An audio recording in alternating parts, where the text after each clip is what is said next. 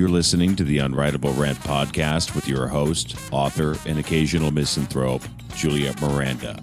Go to theunwritablerant.com and you can subscribe on iTunes or connect with the show on Facebook and Twitter.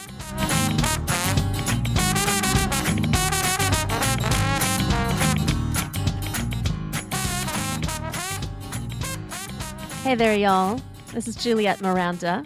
You are listening to episode 94 of the Unwritable Rant podcast. Get those glasses out, y'all, and fill them up with something delicious. It is time for a toast. Cheers, y'all. Oh, yum. I have a very celebratory kind of bourbon in my hands today, and that is because I have a fantastic episode I cannot wait to share with y'all. But first, let me tell you about this great bourbon. This is Orphan Barrel Barterhouse. This is a 20-year bourbon, and it is absolutely outstanding.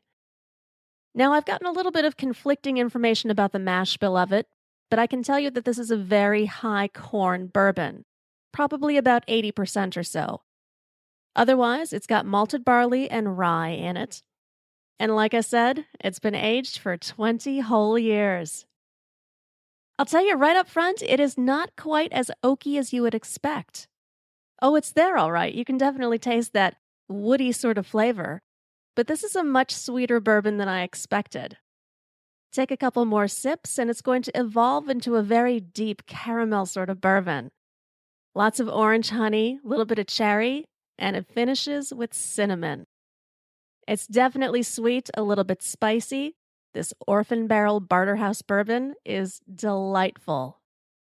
And it is the perfect complement to today's episode because I am talking with two tremendous talents, Lea Thompson and director Jim Hemphill. Now, y'all know Lea Thompson. She has been in some of the most defining movies of the 80s, including Back to the Future and Some Kind of Wonderful, as well as a whole lot of TV shows like Caroline in the City and Switched at Birth. So today we're going to be talking about her career, about what it's like to be a woman working in the film industry today, and we're going to be focusing on two of her very recent projects. The movie, The Year of Spectacular Men, which was directed by Lea and stars her daughters, Zoe and Madeline Deutsch. And we're also going to be talking about the movie, The Trouble with the Truth. Y'all, I gotta say, The Trouble with the Truth is an amazing movie. And Lea tells us that it's one of the most challenging roles she's had. And before we go into the interview, I just want to say thank you to the guys over at Following Films Podcast. It is because of them that I learned about this project and was able to connect with Lea and with the director of the movie, Jim Hemphill. But more on him a little later. First, we're going to hear from Lea Thompson. Hi there, this is Juliette. Hi, Juliette. This is Lea Thompson. Hi, it's great to speak with you. Nice to speak with you, too. I cannot thank you enough for taking the time to talk with me today. I really appreciate it. Oh, me too. I'm very excited. I loved listening to your stuff. Oh, why, thank you. What I actually wanted to do was start off by talking about the independent movie, Trouble with the Truth. You play a writer who is reconnecting with her ex-husband over dinner. Now, the movie plays out as a conversation that you both have, and it's so much like a stage play. What I would like to know is, how did you get involved in the project? Sometimes it's like a miracle when a great part comes across your computer and you've never heard of it. You didn't fight for it, you didn't audition for it, but it was offered to me, and I read it and I was immediately transfixed. It was such a great script, such a scary part to play because it really is just these two actors talking. So you really have to hopefully create a compelling relationship and a compelling character to keep the audience's interest. I like to do things that scare me, so I said yes after a very brief conversation with Jimmy Hemphill, who's the writer and director of the piece. Well, and you have experience in doing work on Broadway, so this must have really been terrifying, but it must have felt really good too. Well, it's definitely an actor's piece, and a writer-director piece. I mean, it wasn't so much about the visual. That's unusual. And the way that Jimmy so smartly decided to shoot it basically in sequence, which is unusual. Usually you jump around in the script. We shot, in order. And so that helped us to give a more like a play, that kind of performance, because we kind of knew what we did before, and that we could build on it. It's actually really confusing and difficult for actors because we always are out of sequence, and a lot of times you have to shoot the last scene of the movie first, which is ridiculous. Like, you don't know anything about it. Well, and I don't think people really realize that the movie doesn't come together as you see it on the screen. So this must have given you a chance to really organically develop the emotions that you go through. Yeah, and also Jimmy did this beautiful thing where he shot with two cameras in something that they call cross coverage, which means that, and this is very unusual for features and even TV, where you're shooting his close-up at the same time you're shooting my close-up. So what's great about that is that when you're acting, when it's not like that, you have to try to do the same thing on both sides. So you have to try to remember what you did 3 hours later when they turn the camera around. And so it makes you a little more stiff. But when you get to do cross coverage like this, you can improvise, not necessarily with the words, but you can improvise with the emotions. So, one take you could say one line and laugh, and the next take you could say the same line and cry, and it would work because both actors are reacting to the same thing at the same time. So that's the way he shot it, with two cameras and did cross coverage. It was really freeing for us as actors. John Shea, who plays my ex-husband, is a wonderful actor and also a stage actor, so he wasn't daunted by doing 10, 11 pages a day or 12 pages, whatever we did. I can't remember, but it was a long takes we did, really long. But you guys have such great chemistry together. It really felt as though you were in this relationship. It really just felt natural. Thank you. And that was really unusual. We had no rehearsal, zero rehearsal. We didn't even do a read-through. And John Shea and I really didn't know each other. He had played my husband in a miniseries called A Will of Their Own. But he played my husband, but we really didn't have very many scenes together. And I wasn't supposed to like him. It was like an arranged marriage or something like that. I didn't have that strong of a notion about who he was from that experience. But I'd actually been at a party with him like 6 months before this movie came up, and I had a lovely conversation with him, and we talked a lot about the theater and his theater group. And somehow it stuck in my head when we were trying to find someone to play my husband really quickly because we didn't have any time to cast the part. I just remembered the feeling that I had from him, how available, how hardworking, how much he was still an actor. Like, he still loved being an actor. Sometimes when people get to be our age, they're like have been beaten down by the process so much that they're not like in love with acting anymore. And I could tell he still really was. Oddly enough, one of the first names that turned it down was D.W. Moffat, who played my husband for 6 years after, played my husband on TV. Anyway, it turned out to be a happy accident that the second person we asked to do the movie was John Shea, who was just an amazing actor. So good. Isn't he good in that movie? He is. Just the way that he smiles in the movie, I always interpret it as being one way, but then it meant something else. It was so cool to see. He's so good. Like, it's upsetting to me that more people didn't see this movie, because that's one of the great performances of the year that movie came out. He was incomparably good. It's funny how those things happen where, some movies get really seen out of nowhere and then most movies just don't. Thank you for getting the word out. Of course. You have a really unusual sort of character in this movie, and that's really what attracted me to it so much, was that she's just so multifaceted. We see you go through these little revelations that kind of start creeping out a little bit, and by the end, your character is in a way a little bit unlikable, just in how we learn what she's doing. You don't see that kind of role for women in film these days at all. No, it's a completely fully realized human being, and Jimmy gave me a clue to this when he went in a Q&A I did with him, where he talked about how he wrote this movie in an unusual way. Like, he wrote the dialogue and kind of assigned it later to the different characters. So what ends up is a much more interesting characters when you're not like, well, women talk like this and men talk like this. So it actually feels so much more real. I've lived in the constraints of playing a mother for 33 years now. I've been playing the mother of a 17-year-old for 33 years. So my entire career I've played mothers, and there's so many constraints.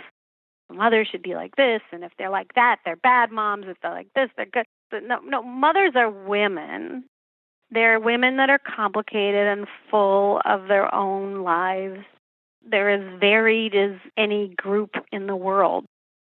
It was a really complicated character because I say some kind of really intense things. Definitely the most interesting dialogue I've ever had the pleasure of saying. Well, how do you work through dialogue like that? How do you really develop the depth that the character has? It's really about relying on the material, relying on your instincts at the time. We had no other option. But what was interesting about our process, which is something I'd never done before, and John really helped with this, was the usual way that you shoot a movie is you come in, you get a makeup, you block the scene, which means you just kind of show everybody where you're going to be and where you're going to go. And then you go away and they light and you come back and you do that all day. With this one, we blocked and then we actually went away for 2 hours. And that's when because we had no choice, that's when we learned our lines. So John and I would just sit in a room and we would talk.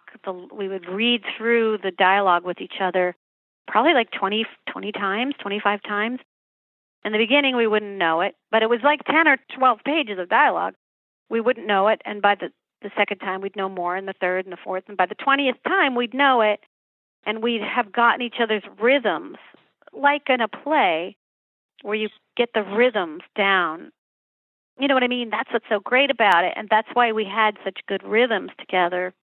And then we'd go in, and we'd shoot it, but because there were 2 cameras, we'd be done early every day anyway. So the 2 hours didn't cost anybody anything. But the crew would be kind of sitting around going what are we going to do?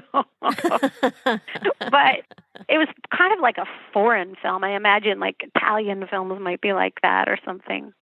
So it was really fun to shoot and exciting. And I love that it doesn't have that traditional sort of clean-cut ending.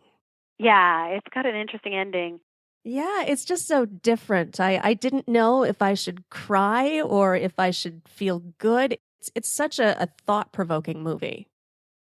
It is. And what's interesting to me is that it's actually kind of like a thriller in a weird way. You're scared about what's going to happen.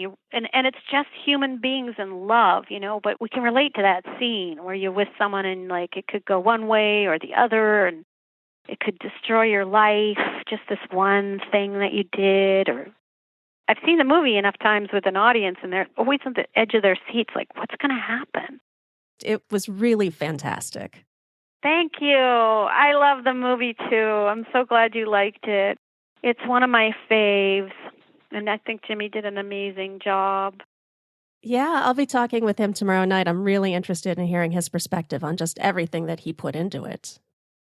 And these things are such labors of love, when they don't have a huge infrastructure behind them or when they're really, truly independent.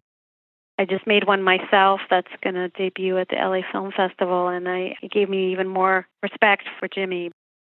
It's an individual piece of art. I mean, this is what he wanted to make. The voice is completely his. And that's a rare thing because making films is and TV is such a collaborative venture. There's so many people usually involved, watering down the story or the ideas. That's why true film buffs can really get something special when they see a movie like this, because it's a single vision, a single person's idea. And that's unusual for film. Well, and you've made the transition from acting into directing as well. So has that changed the way that you approach just the way that you handle roles or the way that you look at films now? It definitely changes the way I look at films.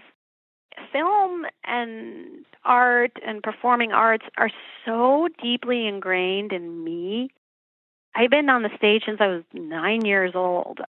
I've lived and breathed art, performing art. It's interesting for me to talk about it because when you do something so much, it's so just ingrained in your muscle memory. Like a lot of times I say one of the great things about going to art school is that you learn how to talk about art. I do not know how to talk about art in a way that's like fascinating, or in a way that's, sounds groovy because I've just been doing it so long. It's interesting for me to become a director, which I've been a director for 12 years, but to start to try to figure out how to talk about things, instead of just doing them. That's been the biggest challenge for me being a director. But I did have this really interesting experience with the movie that everybody always knows me from is Back to the Future. Recently, after editing my movie for 5 months, I watched Back to the Future on the big screen because they did it with the orchestra. So it was really the first time I got to really appreciate the movie as a director. I haven't really watched it that many times, maybe 10 times in my life or something like that. I got to watch it on the big screen and really appreciate the directing. You know how when you've been doing something so long, it takes a long time to kind of explain it? I just know where to put the camera because I've been doing it so long. I'd love to hear about your experience working with your daughters and directing them in Your Spectacular Men. Well, it was really exciting. I have this movie, The Year of Spectacular Men. Like I said, it's coming out on Friday at the LA Film Festival. It's part of the selection in the film festival. And yes, for 4 years, my daughter Madeline, who is now 26, have been working on this movie. So she got done with college and she had all this angst. And she's such an amazing artist. She's a musician and a writer and an actor and a comedian. And I was like, the only way my family knows how to deal with crisis is to create art with it. So I was like, write a movie. And most people say they're going to write a movie and they never do, but she did it in like a month. And it was great. And so we developed it and worked on it. And we had several different producers. And finally, I found this wonderful producing team, Parkside Pictures, and they said, okay. Because it seemed like people would say a daughter and a mom working on a movie together. That's a kind of a scary proposition. But they were all in. Also, my daughter, Zoe Deutsch, who's like a really up-and-coming movie star right now. She's in the movie as well. So it was 2 daughters and a mom working on a movie together. So it's definitely a young girl's vision of how complicated it is to love, be loved, be a sister, find your way in this world right now. It's a beautiful movie. It's really, really original, So that's what we're looking to do, something that hasn't been done before. We've all had a year of Spectacular Men, haven't we? Oh, my gosh. I've had several. Yes, exactly. Did you ever have any uncomfortable moments in directing your daughter in, a romantic kind of movie like this? Yes. Well, because the love scenes are all hilarious, embarrassing, ridiculous. They were, yes. I was and funny enough, a good part of our budget on the CGI, our special effects budget, was spent on trying to get her pasties taken out because I was in no way, shape, or form was I going to have my daughter's bare breasts in a movie that I directed. So she had this love scene, and you could see her pasties because I was too embarrassed to run in and put the covers up. So we had to get the pasties taken out. Oh, my gosh. And we had to spend money on pasties. There was definitely some embarrassing things. Plus, the men in the movie, Jesse Bradford, Brandon T. Jackson, Zach Rohrig, Nicholas Braun, Abin Jogia. We have these great men who are down for making fun of themselves because obviously The Year of Spectacular Men is sarcastic. So they were amazing leading men, amazing actors, and they had to do a love scene with the leading lady's mother behind the behind the monitors. So, they deserve special mention in this disaster. Well, how do you as a director put them at ease? Is there anything you can do? Is it just going to be that sort of awkward moment? I think, they were just great professionals. But they also have, everyone always has this, well, not everyone, but a lot of people also have this added problem that I'm Lorraine McFly or whatever, that they saw me when they were kids in a movie and I was super cute, so I'm no longer that cute, believe me, but I think that's always something that people have to a lot of times people have to kind of get past that. It's definitely fun for me after all this time to really feel like I created something from the ground up and I get to see it, in its fruition.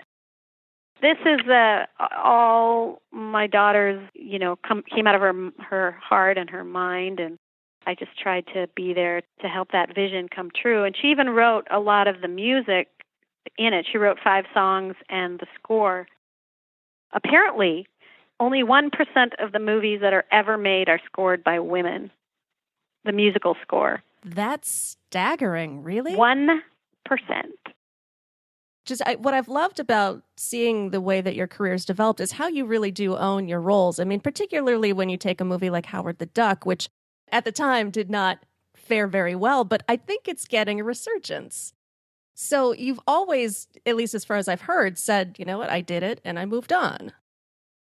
Well, yeah. I mean, I'm not one to blame people for things either, Like, I did it. I worked hard. Did the best I can do. That's all you can count on. It's a crazy crapshoot. Everything's a crazy crapshoot. You do the best that you can. And I've got so many people love that movie. Like, who am I? They're releasing it in Blu-ray or some crazy thing. Like, somebody's buying it. They don't press those things for nothing. It's a crazy movie, and I love that my fans that are iconoclasts love that movie. So, yeah, I mean, there's got to be a reason why I didn't if I've done one scene in a major motion picture in the last 23 years.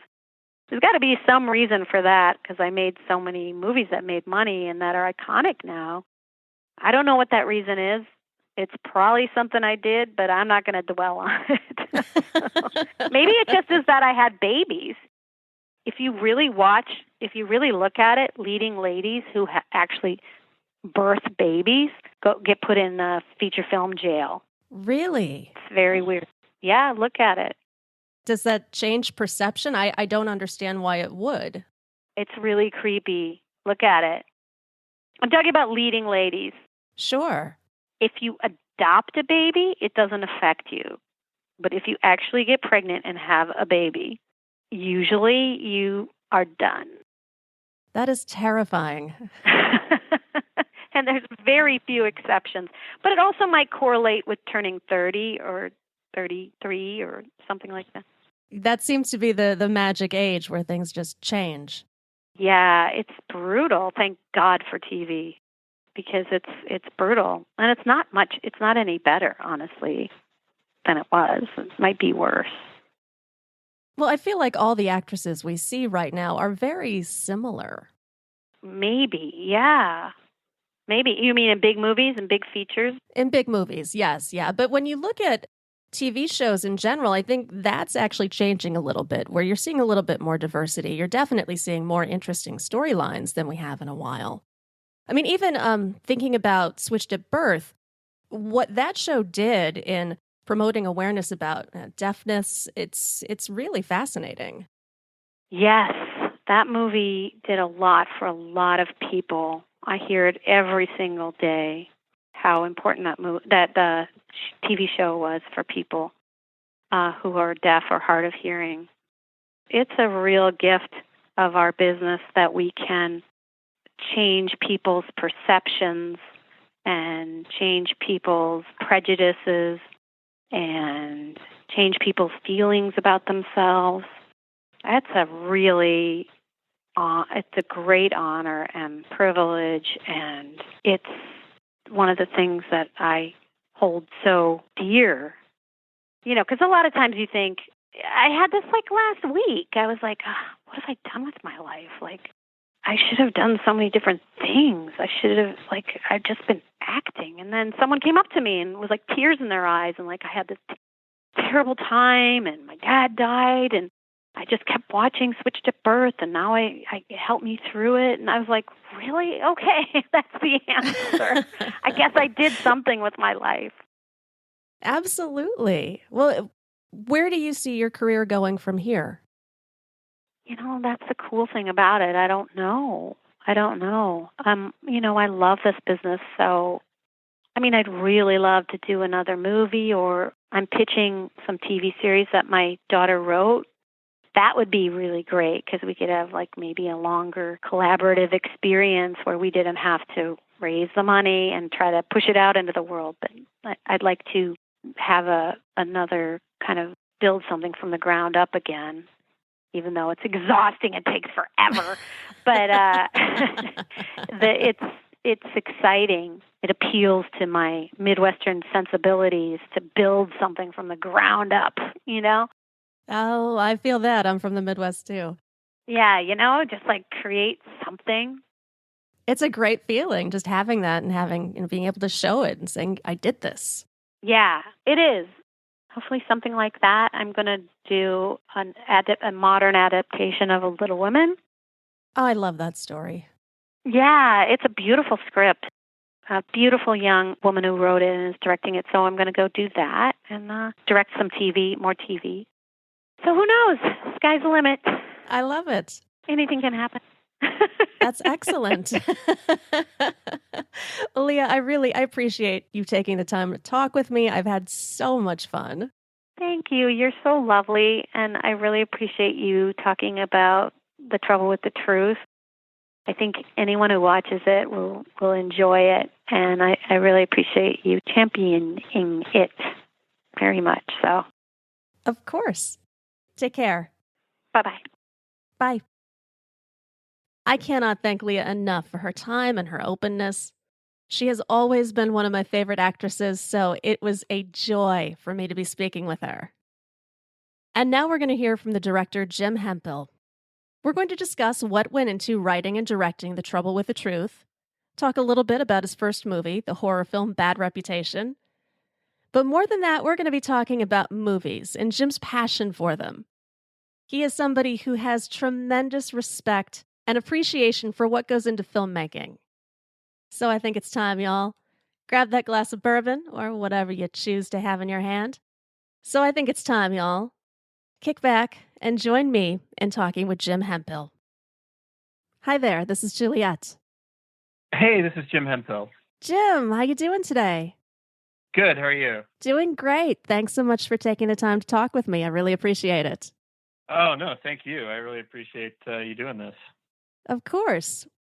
So, Jim, you are a screenwriter and a director and a film journalist, but I think more appropriately, I've heard you say that you are an all-around cinema enthusiast, which to me kind of sounds like the most perfect job in the world. Yeah, no, it is. I mean, that's definitely the way I think of myself. People kind of ask because over the years, I've made movies, I've written about movies, I moderate Q&As at screenings and things like that. And people kind of ask, do you think of yourself as a director or a critic or a writer? And I think enthusiast kind of sums up all of it. I mean, I love movies. I love making movies. I love talking about movies. And that's kind of the common thread in everything in my life. Now, your second film, The Trouble with the Truth, is a very complex romantic drama. Was it your intention from the start to write a movie that is entirely driven by dialogue?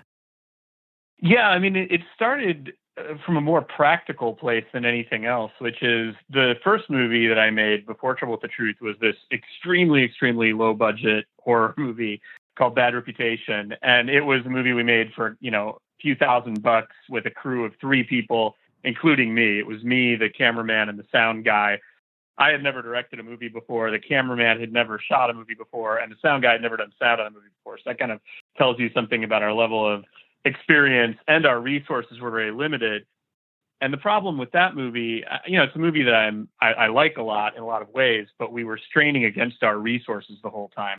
I was trying to make essentially a sort of studio horror movie with no money and no resources. So for The Trouble with the Truth, I basically tried to learn from my mistakes. And for my second movie, I wanted to write something that I knew I could pull off, even if I didn't have a lot of money, as long as I had great actors. So, the thing that doesn't necessarily cost any more money to do well than badly is performances and dialogue. So, it was sort of intentionally written to be very character driven. Again, not necessarily so much from an artistic place as a practical place, as I knew on the one hand, I'd be able to make it relatively inexpensively. And also my hope was that, actors like to say interesting dialogue. So if I tried to put all of my energy into the dialogue and write good dialogue, hopefully I would attract a couple of good actors. And the idea was almost to kind of make it execution proof in a little bit, in the sense that as long as I had the good actors and had them saying the dialogue and got the camera aimed in their general direction, I would have a movie that worked, even if, even I couldn't screw it up, basically, was the idea. Well, I know when I was talking with Lea the other day, she was saying that when she was reading the script, it was terrifying but incredible at the same time, just having that kind of challenge in front of her. I mean, it was funny, Lea and John Shea, the lead actor, the first time we all sort of sat together and went through the script, which, by the way, was the first day of shooting, because we just, for a variety of reasons and circumstances, we had no rehearsal time. And I didn't even meet John until the first day of shooting. Like, I obviously knew his work, and we talked on the phone, but he doesn't live in Los Angeles where we shoot. We offered him the movie and didn't meet until the first day of shooting. So on the first day of shooting, we started the day. We basically shot a very simple scene in the movie that's a phone conversation between John and Lea that we could kind of knock out really fast. And then we sent everybody home, and John and Lea and I spent the rest of the day by ourselves going through the script and kind of rehearsing it. It was almost comical every time they would turn a page and see these incredibly long speeches. It's exactly like you say. I think they had this combination of excitement, but also, oh no, like they would be relieved when they would see that the other person had a long speech that they had to give. Considering how quick of a turnaround there was on the whole shoot, they have incredible chemistry between the two of them. Yeah, that was kind of lucky for me. I mean, basically, the way that the movie was cast, Lea was cast first, and when she was cast, she wanted to have a lot of input in who the guy was, and I wanted her to have a lot of input in it because I knew the movie would kind of live or die on the chemistry. So, I asked her who were some people who she either had worked with or wanted to work with, who she thought would be good in the part. And one of the guys she said was John Shea, who she had done a mini-series with 10 years earlier. They had played a husband and wife in a mini-series called A Will of Their Own. Hadn't really seen each other or talked to each other that much since, but I guess maybe a couple months before we were shooting, she had run into John at a party, and they played some board game together, and were kind of reminded of how much they liked each other. And that coincidence, had John in her mind. And so when she said him, I thought he was a great choice, because I'd always been a big fan of his. One of my favorite movies of all time is the Costa Gavras movie Missing, which he was in. And he was in another movie called A New Life that Alan Alda directed. It was actually kind of an influence on the script for Trouble with the Truth. So as soon as she said him, I loved the idea. And when he showed up, it was, in terms of speaking to your point about the chemistry, it was kind of interesting because in a way, their real life friendship, it kind of mirrored what was going on in the movie, because they hadn't seen each other in a long time. As we were shooting the movie, they were sort of refamiliarizing themselves with each other and sort of becoming friends again in the same way that the couple in the movie kind of reconnects and grows closer again over the course of the movie. So it kind of worked. It was kind of a lucky accident for me that the real life chemistry kind of worked for what I needed in terms of the chemistry on the movie. I mean, I wish I could take credit for it, but it really was just kind of just blind luck. And it had, and also Lea and John are both just, terrific actors. Oh, tremendous. Yeah. Just the looks and the reactions that both of them have with each other is just fascinating. Yeah. I mean, it's interesting because people ask sometimes if there was a lot of improvisation on the movie. And there wasn't really a lot of improvisation in terms of the dialogue. I'm not somebody who's crazy about doing a lot of improv on the set. My general belief, not just because I've written it, I mean, basically no matter who's written it, my general feeling is that, the dialogue is in a script theoretically has been worked over for a long time by the writer, you're not going to messing around on the set come up with something that's better than what a writer has been working on for months in their office or bedroom or whatever. However, what the movie did have was kind of what Lea calls emotional improv, where her and John would play scenes differently. We would do one take where they would play it more seriously, and another take where they'd maybe be kind of laughing, and another take where Lea would be crying. And they would be saying the exact same words, but just the delivery would change the meaning of the scene. And speaking to your point, just the glances and the expressions, the way they looked at each other. I mean, they could look at each other with affection or with resentment or with happiness or whatever. And that would kind of change the meaning. So in a way, there was a lot of improvisation. It's not in the way that people, traditionally mean when they say that. And so part of the task in the editing room for my editor, Benny Pierce, was he had to kind of sift through all those different ways of playing it that they did, and then kind of find the right balance. It was, we sort of in a way rewrote the movie in the editing room, even though it was almost word for word what I had written originally. Now, Trouble with the Truth is, like you said, very different from your first movie, Bad Reputation. What made you shift gears so dramatically, going from that crazy, kind of gritty horror movie to this, which is so dramatic? Going back to the whole thing about me being a movie enthusiast, I love all kinds of movies. Probably it probably works against me a little bit, in terms of from a practical career point of view, because I think, it's probably easier in a way to forge a career as a director if people can kind of tell what kind of director you are.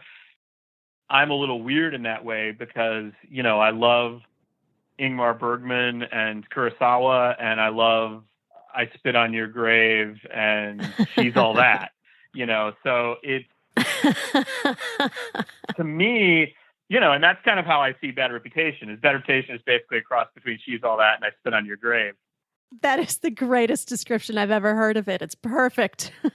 Or actually the best description of that movie came from a woman who saw it. Bad Reputation played at a horror film festival in Chicago, and a woman came out of it and came up to me and said, "You should call that movie I Spit on John Hughes' Grave." And I thought that was kind of a perfect description, because that is kind of what I had in mind. I mean, basically, Bad Reputation is like Pretty in Pink meets I Spit on Your Grave with a dash of Carrie or something like that. So anyway, I guess, to me, they're both just movies that are in traditions I like. I mean, Bad Reputation came from Bad Reputation was kind of every movie I liked in a way when I was 14. It was De Palma's Carrie. There's some Wes Craven. There's some Terror Train. I mean, in a way, Bad Reputation is a little bit of a horror movie geeks movie. It's a little bit, it's a little immature in certain ways, in the sense that,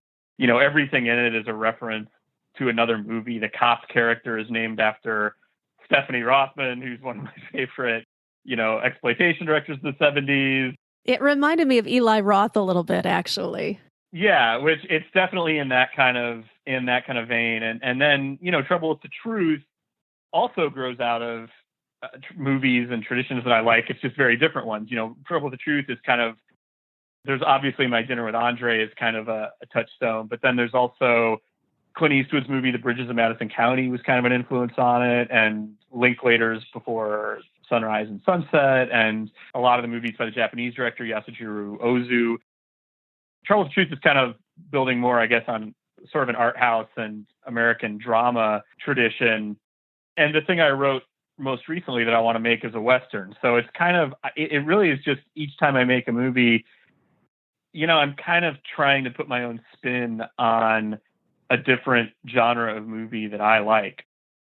Sort of making movies that are movies I would want to see as a fan. Well, and I think I've heard Quentin Tarantino say almost the identical thing, that he wants to make those movies that he loves. Right. How influenced were you by somebody like David Mamet? Huge. I mean, I think if you do anything that's dialogue driven, it's hard in a way not to be influenced by Mamet. And certainly when I wrote Trouble with the Truth, it was there were certain, I mean, I looked at a lot of movies that had limited locations because I wanted to see how they managed to stay cinematic while also being kind of theatrical. And so obviously one of the movies I looked at was Glengarry Glen Ross, the Mammoth movie. That's one. And some of the other movies I looked at, The Breakfast Club was another one. Talk Radio, the Oliver Stone movie, although my movie is much less showy than that one. But yeah, and Mammoth is always, House of Games is one of my favorite movies. And I think Mammoth as a screenwriter wrote maybe the most perfect screenplay anybody's ever written, which is The Verdict, the Sidney Lumet movie. I mean, I think that is about, I think that movie hits a sweet spot. It's much harder to accomplish than I think it looks, which is that The Verdict is simultaneously a movie that really delivers the goods as a kind of mainstream, crowd-pleasing Hollywood movie, but also is very adult, very intelligent, a great character study. I mean, the Paul Newman character in that movie is sort of one of the great screen characters of all time.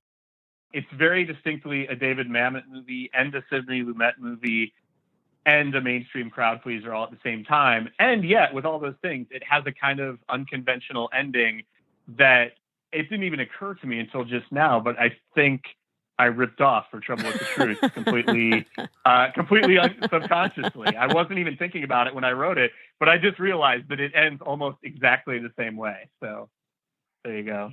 So I guess Mamet was an even bigger influence than I thought.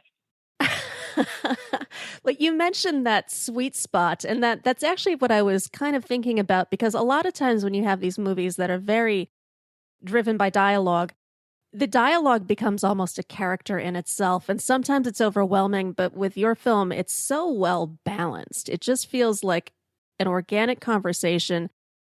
How did you really let that flow so naturally and make it a film and not a stage play? Well, I think, some of it is just intuitive. I mean, some of it in the writing was that on the one hand, because it's a movie, you don't want any fat. You don't want any dialogue that doesn't need to be there. But on the other hand, you want it to feel natural. And people in life, not everything they say is profound and meaningful. So you have to find this balance where, it's the right amount of the two of them talking about really weighty, heavy duty issues in their lives. And then also these kind of digressions where they're talking about what they're eating or movies or TV or whatever it is. And some of that's just kind of intuitive. You just kind of feel it on the page where it needs that rhythm. A lot of it comes from the acting. In terms of it being cinematic, part of it too was sort of built in to the design by my cinematographer, Roberto Correa, and I. We tried to kind of break the movie up. So basically, as the movie goes along, the camera work kind of evolves along with the characters. As the characters kind of loosen up, expose more of their emotions, and also as they get a little bit drunker, the camera in a way gets a little bit drunker. It becomes a little less, rigid in terms of the framing and things like that. So the whole idea was sort of to have whatever the camera was doing reflect what the characters are doing, but also be kind of sparing with certain things like extreme close-ups. The movie, even though it's heavily dialogue driven, it's more medium shots and two shots and things like that than extreme close-ups. I really tried to wait until the scene where John and Lea are really kind of confessing how deeply the breakup of their marriage affected them and how much they lost. It's kind of at the end of the second act. That was really that I tried to save the camera going in really tight on them, and them sort of looking into the lens, almost like a Jonathan Demme close-up from Silence of the Lambs or something. Tried to save that until a really important moment. So, I mean, that part of it too.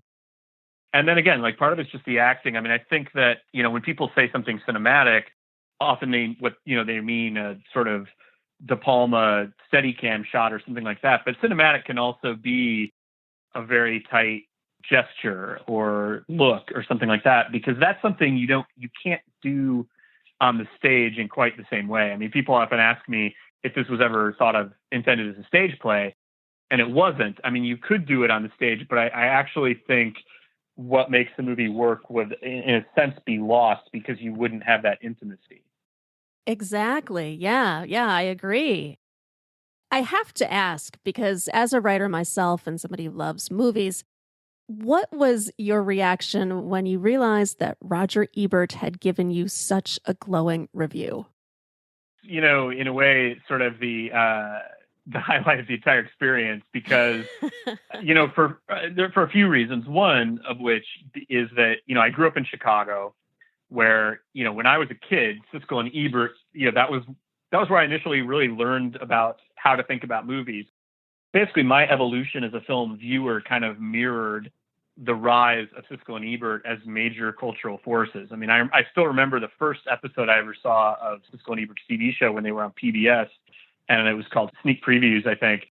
Oh, yeah. Yeah, I'm a Chicago girl. I watched it too. Yeah, and I still remember the first episode I ever saw. I was a little kid. I mean, I was maybe 5 or 6 years old, and they reviewed Animal House. And I remember thinking, man, I really want to see that movie. And of course, my parents would not take me to see it, but I remember seeing them review it, and I basically grew up watching their review show, reading their print reviews. For a lot, when I was in high school, Ebert used to put this book out every year, the Roger Ebert's Movie Home Companion, that would kind of compile a lot of his reviews and things.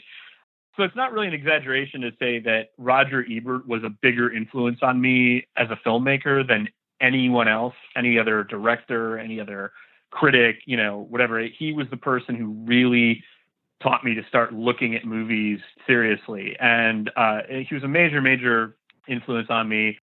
That was one of the last movies he reviewed before he died was, Trouble with Truth, played in Chicago in early 2013, I guess, right before he died. And it was incredible. I mean, it was sort of like my fantasy my whole life was getting a positive review from Roger Ebert. One of the reasons that I'm grateful to you for doing this with Lea and I and helping get the word out is, we have absolutely no marketing budget or anything like that. I mean, when I was talking earlier about, the advantages of low budget independent filmmaking, you get to make the movie you want and all that. The disadvantage is once you've made it, it's very hard to get it seen and to compete with, all the movies that have bigger marketing budgets and bigger stars and all that kind of thing. The Roger Ebert review, whenever I, get depressed about the fact that the movie hasn't necessarily found the audience I would like it to, or things like that, I kind of go online and, reread that Roger Ebert review. It keeps me comforted on the cold, lonely nights when I, get depressed about my career or whatever. I kind of think, well, Roger Ebert, he liked it. And it does mean a lot. I mean, it means a lot to me when anybody likes it. It means a lot to me when anybody even takes the time to watch it. But yeah, that was really a high point in the whole process for sure. Well, and that makes me wonder, I mean, you call yourself a film enthusiast. Being this involved in filmmaking, directing films, going through the process of distribution and all of that, has it altered your enthusiasm in any way? That's a great question. I think if anything, the movies I like, I probably love even more because I just know how damn hard it is. I think probably having made them, I'm probably a little, if anything, I probably like movies more than I ever have. I think I get, again, I'm certainly more forgiving of my fellow directors than I used to be. I think anytime I see a movie that's good, I know how much work it is just to make a bad movie. And I still, nothing has really killed my enthusiasm. I still get the same excitement. It's funny. I went and saw Wonder Woman yesterday. I've really been I felt really burnt out on comic book movies. I really thought I was sick of them and done with them. And then I went and saw Wonder Woman and I loved it. And I felt the same charge watching that movie yesterday that I felt when I was 8 years old and I saw the Blues Brothers, or when I was 20 years old and saw Goodfellas, or whatever. I mean, I still have that capacity to be churned on by a movie, I think, as ever. And I actually think, if anything, making them has made that, I think it's intensified it even more. I can see the passion that you have for what you're doing, and I can't wait to see what you make next. So before we wrap this up, Jim, where can people see Trouble with the Truth? It's streaming on Amazon Prime right now. So if you have Prime, you can actually watch it for free. And Amazon also has, if you're a physical media person, you can get it on DVD, and the DVD's got a commentary track by Lea and I and some interviews and things like that. And then if you don't have Amazon, it's on iTunes and Vudu, and you can get the DVD pretty much any place that sells DVDs online, like Barnes & Noble or Walmart or whatever. So anyway, yeah, but I think Amazon Prime is probably the best way to find it the cheapest. So thank you so much. I really, really appreciate it. Of course. Well, you take care. Okay, you too. Okay. Bye-bye. Bye. Go to theunwritablерant.com and sign up to get early access to interviews and new videos. You can hear new episodes of The Unwritable Rant on radiovegas.rocks every Tuesday at 4 p.m. Eastern and on IPMNation.com on Saturdays and Sundays at 6 p.m. Eastern, and hear best of episodes every weekday at 3 p.m. Eastern. And don't forget to connect with Juliette on Twitter at Morning Neurosis. Girl, you was pretty as a Sunday morning, standing on the corner at Carondelet. What you say we make our way up to Bourbon, a couple hurricanes and a hand grenade, and get blown away. Let the chips fall where they may. If it's all the same, what you say, bon ton. Hey, pretty mama, I can smell the gumbo. Sweetest taste of honeysuckle on my lips. Good God Almighty, I can hear the trombone. Every heart ought to beat to a rhythm like this. Come a little closer, honey, let me hold you. Nothing tastes better than a bourbon kiss. You can be the flower on my